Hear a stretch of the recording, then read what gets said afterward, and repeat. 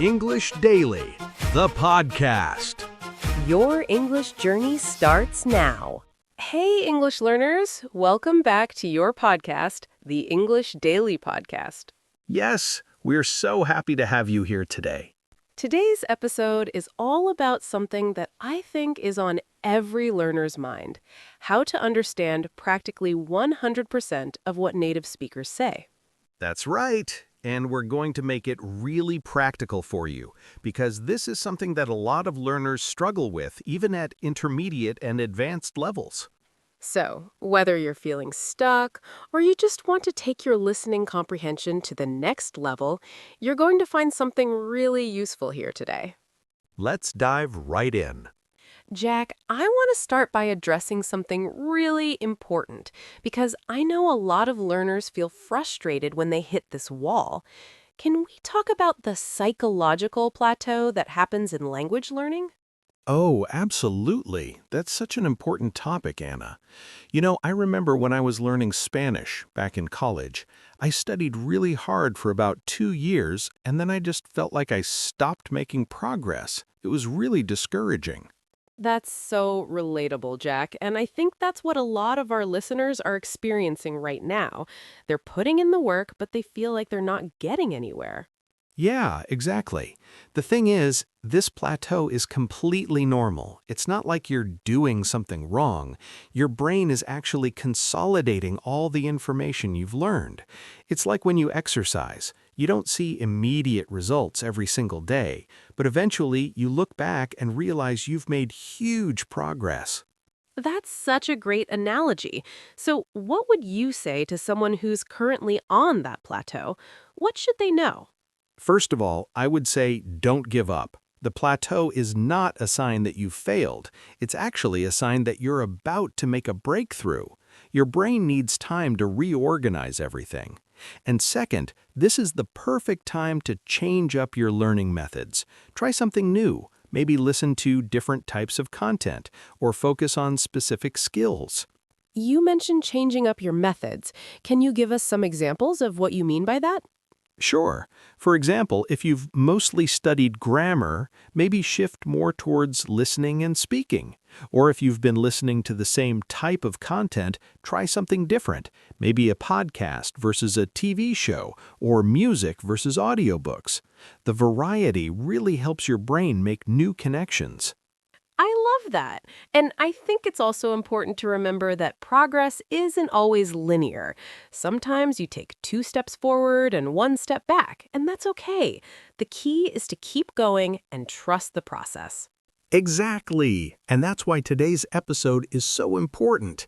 We're going to give you a specific system to move from maybe 70% comprehension to 100%. It's not about working harder, it's about working smarter. So, Jack, before we get into the system, I think we need to clarify something. What does it actually mean to understand 100% of what native speakers say? Is that even realistic? That's a really great question, Anna, and I think the answer might surprise some listeners. You know, even native English speakers don't understand every single word in every conversation, especially when there are regional accents or specialized vocabulary involved. Really? I thought native speakers understood everything. Oh, no, not at all. Think about it. If you're a native English speaker and you watch a documentary about quantum physics, you're probably going to miss some words too. The same thing happens when you encounter technical jargon in your own field, or when you talk to someone with a very strong regional accent. Okay, so then what do we mean by practically 100%? What we mean is understanding enough to follow the conversation, to get the main ideas, to fill in the gaps naturally, and to respond appropriately.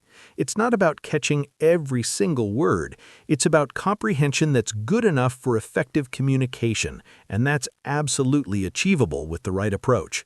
So it's more about functional comprehension than perfect 100% word-for-word understanding.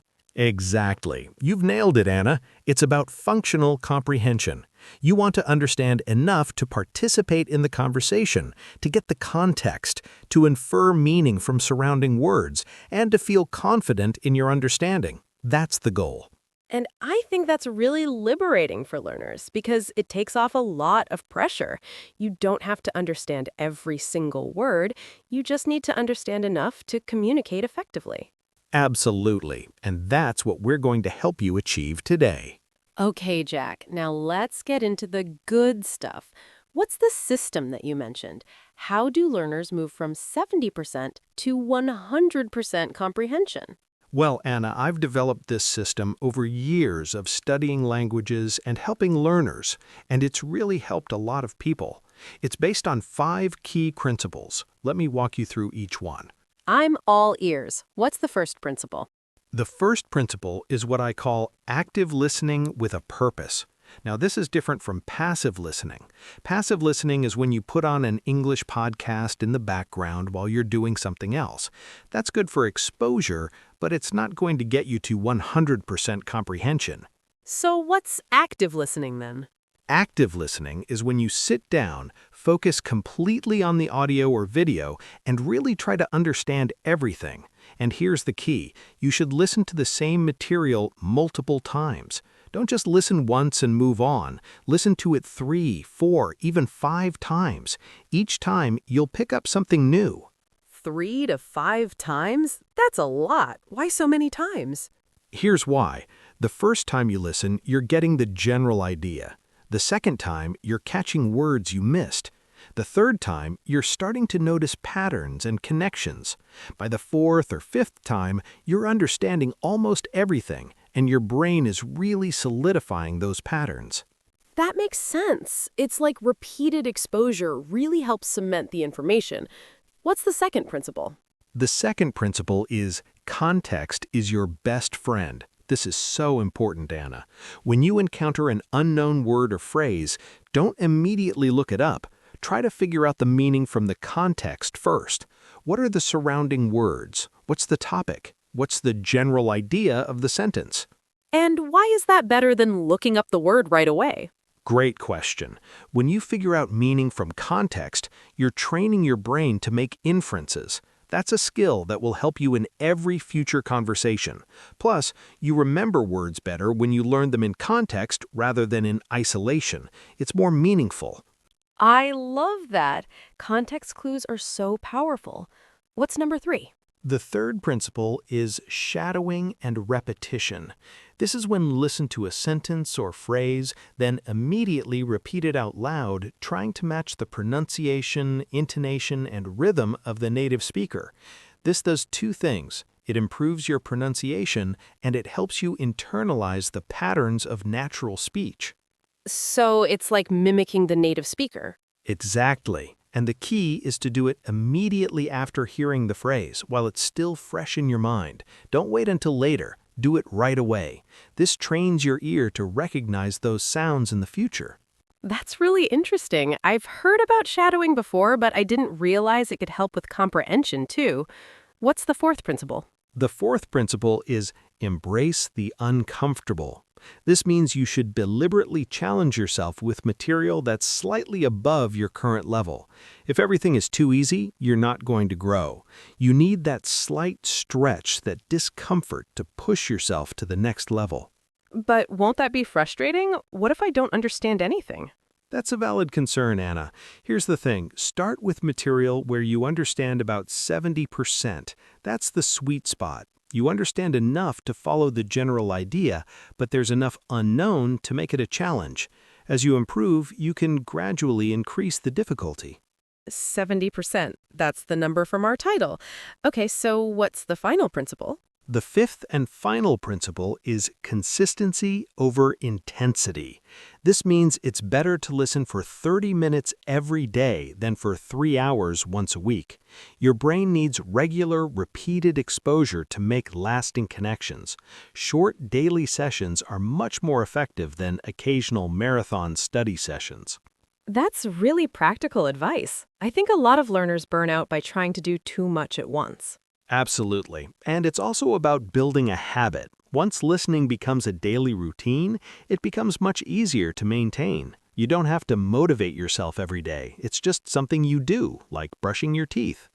Jack, you mentioned passive listening earlier, and I want to dive a little deeper into this because I think there's some confusion among learners about what's actually effective.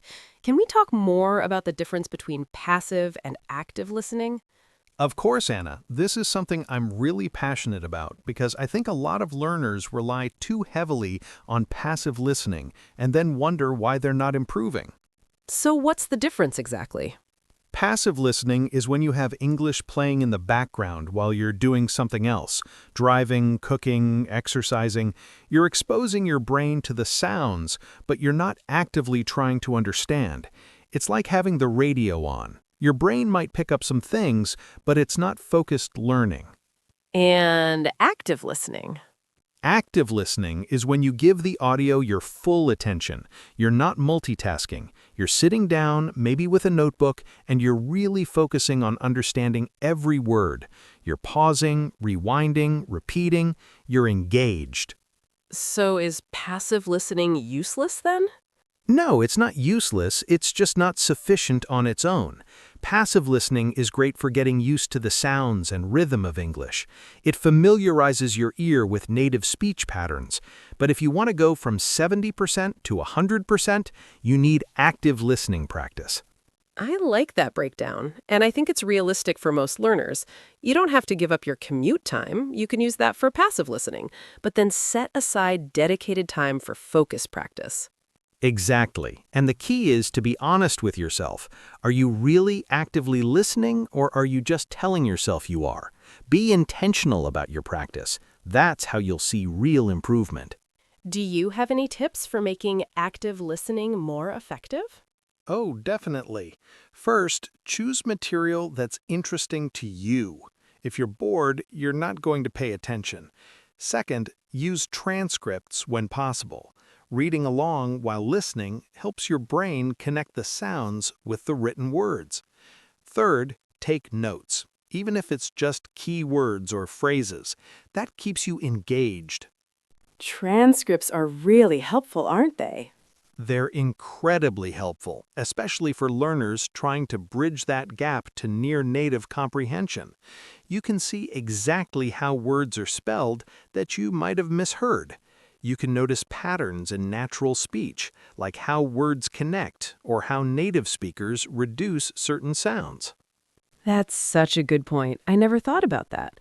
What about note taking? What should I be noting? Don't try to write down everything. That's not the point.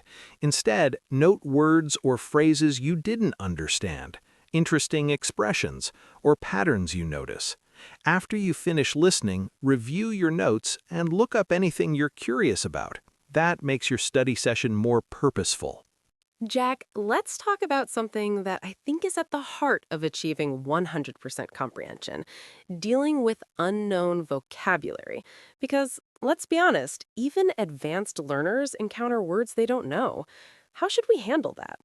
This is such an important topic, Anna, and I think the key is knowing when to look up a word and when to let it go. Not every unknown word is worth stopping for. Really? I thought we should look up every unknown word. That's a common misconception.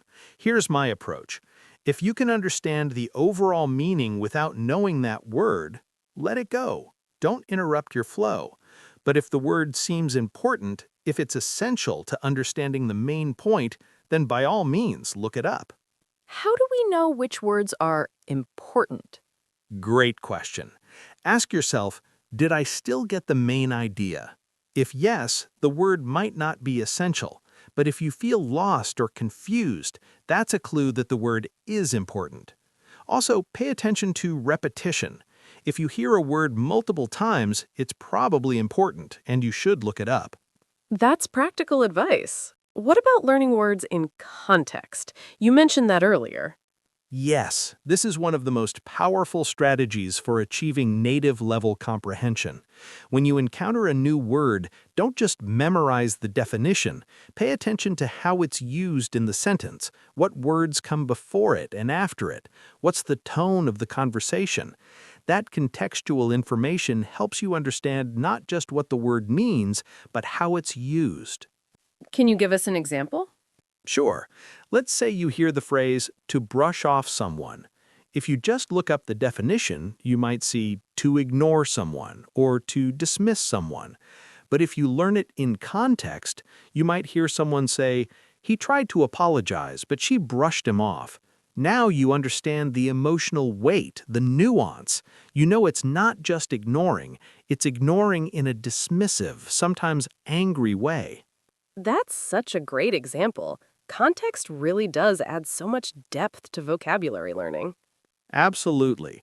And another tip, when you look up a word, look at multiple definitions and multiple examples. Don't just stop at the first definition that makes sense. See how the word is used in different contexts.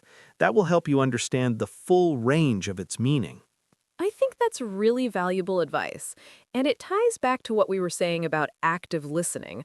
When you're actively listening, you're more likely to notice these contextual clues. Exactly. Passive listening doesn't give you that opportunity. You need that focused attention to really pick up on those nuances. That's the difference between understanding 70% and understanding 100%. Jack, I want to wrap up our main conversation by addressing something that I think is just as important as the technical skills, the psychological side of things. How do learners stay confident and maintain momentum on this journey to 100% comprehension?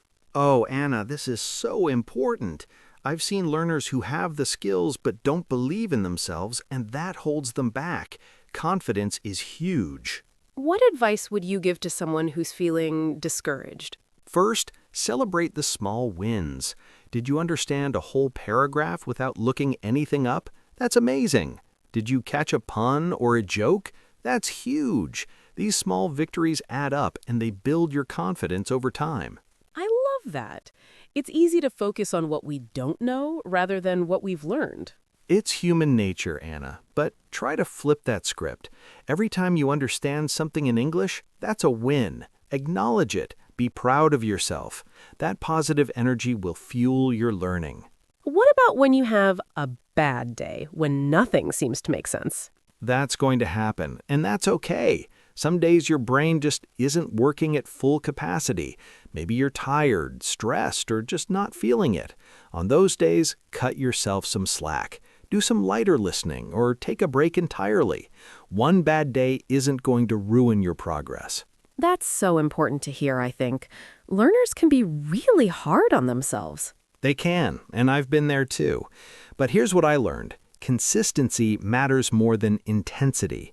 It's better to do a little bit every day than to burn out and stop entirely. So be gentle with yourself and keep showing up. Any final tips for maintaining long-term momentum? Yes, find content that you genuinely enjoy. If you love true crime podcasts, listen to English true crime podcasts. If you love cooking, watch cooking shows in English. When you're learning through content you love, it doesn't feel like work. You're more likely to stick with it. That's such a great point. Enjoyment is a huge motivator. And finally, find a community. Join a study group, participate in online forums, find a language exchange partner.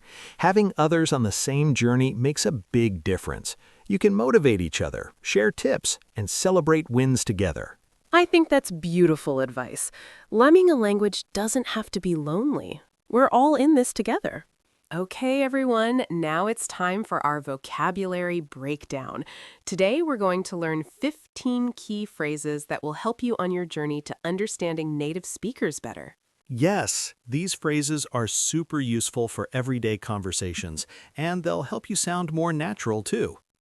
Our first phrase is to hit a plateau. Jack, can you explain what this means? Sure. To hit a plateau means to reach a point where you stop making progress. It's like when you're climbing a mountain and you reach a flat area before the next climb. In language learning, it refers to that stage where you feel stuck and aren't improving anymore. That's really relatable. Our next phrase is to pick up on. What does that mean? To pick up on means to notice or become aware of something, often after some time or with careful attention. It's like your brain is picking up on subtle cues that you might miss at first. Can you use it in a sentence? Absolutely. It took me a while, but I started to pick up on the British accent after listening to several BBC podcasts. I love that. Next phrase, to fill in the gaps. To fill in the gaps means to complete something that's missing or to add information where there was a lack. In language learning, it refers to filling those knowledge gaps that prevent you from understanding everything. Example, please? Using transcripts helped me fill in the gaps when I missed words while listening. Next is context clues. Context clues are hints in the surrounding text or conversation that help you understand the meaning of an unknown word or phrase. It's one of the most powerful tools for comprehension. I used context clues to figure out the meaning of the unfamiliar word. Great! Next phrase is to piece it together. What does that mean? To piece it together means to understand something by putting together different pieces of information. It's like solving a puzzle. You have all these small pieces, and you need to connect them to see the full picture. Example? At first, I didn't understand the joke, but then I pieced it together with the context. Next is to train your ear. To train your ear means to practice listening so that your brain becomes better at recognizing sounds, patterns, and rhythms. It's like physical training, but for your ears. Can you give us an example? The more you train your ear with native speakers, the easier it becomes to understand them. Next phrase is native-like comprehension. Native-like comprehension means understanding English at the same level as a native speaker. It's the goal that many learners aspire to achieve. Example? After 2 years of dedicated practice, she achieved native-like comprehension of American English. Next is to catch every word. To catch every word means to understand every single word that's spoken. While this isn't always necessary, it's sometimes the goal for advanced learners. Example? With practice, I was able to catch every word in the news broadcast. Next phrase, to zone out. To zone out means to stop paying attention, to mentally drift away. It happens to everyone, especially during long listening sessions. Example? I realized I had zoned out for the last 5 minutes and had to rewind. Next, to be on the same page. To be on the same page means to have the same understanding or to agree about something. It's often used when people are trying to make sure they're working towards the same goal. Can you use it in a sentence? Before we started the project, we made sure everyone was on the same page. Next phrase, to make progress. To make progress means to advance or improve. It's what we're all trying to do in our language learning journey. Example? I've been making really good progress with my English listening skills lately. Next is to feel stuck. To feel stuck means to feel like you can't move forward or make progress. It's that feeling of being trapped, which often happens at the plateau we talked about earlier. Example? I felt stuck at intermediate level for months until I changed my study method. Next phrase, to look something up. To look something up means to search for information, usually in a dictionary or online. It's an essential skill for autonomous learning. Example? I looked up the phrase, hit the nail on the head, and found it means to be exactly right. Last phrase, to get the hang of something. To get the hang of something means to learn how to do something, to become skilled at it after practice. It's that feeling of, I've got it now. Can you give us an example? At first it was hard, but after a week, I really got the hang of understanding American accents. Now it's time for our reflection questions. These are questions for you to think about after the episode. Grab a notebook and jot down your thoughts. Yes, reflection is such an important part of learning. Let's dive in. First question. Have you ever felt like you hit a plateau in your English learning journey? What did it feel like, and how did you handle it? Take your time with this one. Think about a specific time when you felt stuck. What emotions did you experience? What eventually helped you move forward? Second question. Currently, about what percentage of native speaker conversations do you feel like you understand? Is it around 70% or is it different? Be honest with yourself. Understanding where you are now is the first step to figuring out how to get to 100%. Third question. Which of the 5 principles from Jack's system resonates most with you? Is it active listening, using context, shadowing, embracing the uncomfortable, or consistency? Think about which one you already do well and which one you might need to focus on more. Fourth question. How often do you use passive versus active listening in your current study routine? What changes might you make after this episode? Consider whether you're getting the balance right, or if you need to shift towards more active practice. Fifth question. When you encounter an unknown word while listening, what's your typical reaction? Do you look it up immediately, or do you try to figure it out from context first? Think about whether your current approach is helping you build those inference skills we talked about. Sixth question. What type of English content do you enjoy listening to? Is it podcasts, TV shows, movies, music, or something else? Think about how you can incorporate more of that content into your learning. Remember, enjoyment is a huge motivator. Finally, seventh question. How do you currently celebrate your small wins in language learning? Do you acknowledge your progress, or do you tend to focus on what you haven't learned yet? This is something to work on. Celebrating wins, even small ones, builds confidence and keeps you motivated. Eighth question. What's one specific change you can make to your listening practice starting this week? Maybe listening to the same material 3 times, or using transcripts, or trying more challenging content. Be specific. I'm going to listen to one podcast episode 3 times this week is better than I'm going to listen more. Ninth question. Do you have a study community or language exchange partner? If not, what's one way you could find one? Remember, learning doesn't have to be lonely. Finding others on the same journey can make a big difference. And our final question. On a scale of 1 to 10, how confident do you feel about achieving near-native comprehension? What would it take to move up 1 point on that scale? Be honest, and then think about what specific steps would help you increase that confidence. Well, everyone, that's it for today's episode. I hope you found this really helpful and that you're feeling more confident about reaching that near-native comprehension level. Yes, remember, progress isn't always linear, and that's completely normal. The key is to keep showing up, to use the system we talked about, and to be patient with yourself. If you found this episode useful, please share it with a friend who's also learning English. And don't forget to subscribe to the English Daily Podcast so you never miss an episode. We'll see you next time. Keep practicing, keep listening, and most importantly, enjoy the journey. Thanks for joining us, everyone. Take care and keep learning. Bye for now. Your learning journey doesn't stop here. Keep improving your English.